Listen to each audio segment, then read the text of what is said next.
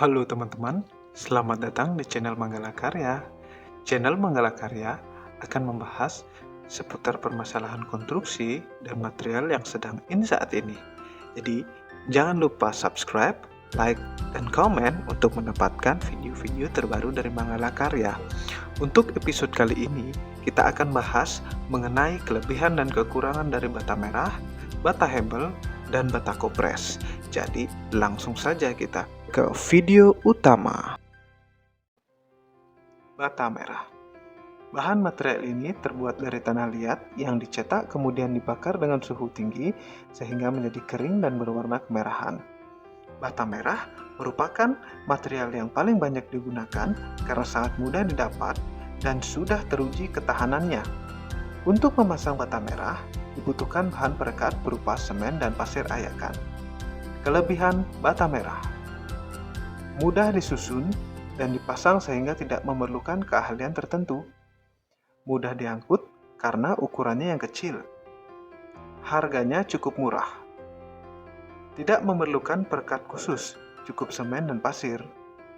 Tahan panas sehingga melindungi bangunan lebih lama dari api.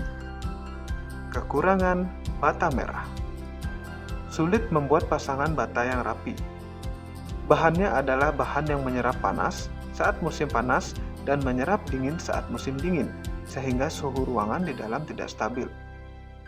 Cenderung boros dalam menggunakan material perekat.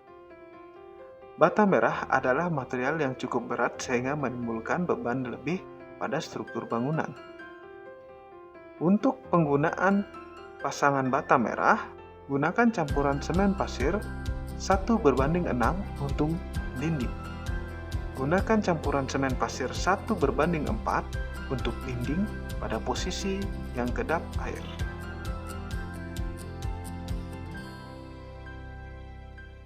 Bata hebel.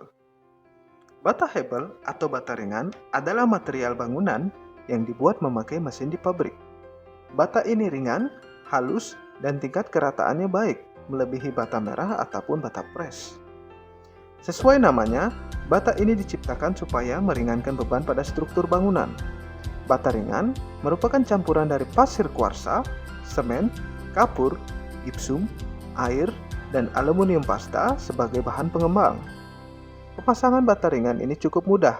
Selain bisa diplester memakai semen dan pasir seperti bata merah dan bata kopres, bisa juga langsung diberi acian tanpa harus diplester terlebih dahulu. Kelebihan bata ringan: ukuran dan kualitasnya seragam, jadi dinding yang dihasilkan lebih rapi. Tidak memerlukan bahan perekat yang tebal, jadi lebih awet. Lebih ringan dibandingkan bata merah dan bata kopres. Kedap air, kedap suara, kekuatan atau ketahanannya cukup baik. Kekurangan bata ringan: ukurannya cukup besar, sehingga jika dibuat dinding untuk ukuran kecil akan membuang banyak sisa bahan. Butuh keahlian khusus dan ketelatenan khusus untuk memasangnya supaya rapi. Tidak semua toko bangunan di Indonesia menjual bahan ini. Harga relatif lebih mahal. Dijual dalam paketan yang besar. Bata kopres. Bata kopres merupakan material dinding yang dibuat dari campuran semen dan pasir kasar yang dicetak padat atau dipres. Selain itu, ada juga yang mencampurkan bahan lainnya seperti batu teras, kapur, air, hingga semen, dan batu bara. Dengan bahan tersebut, seringkali terdapat keretakan di dinding. Bata kopres dipilih untuk memperingan beban struktur pada bangunan dan mengurangi adanya sisa material saat pembuatan dinding.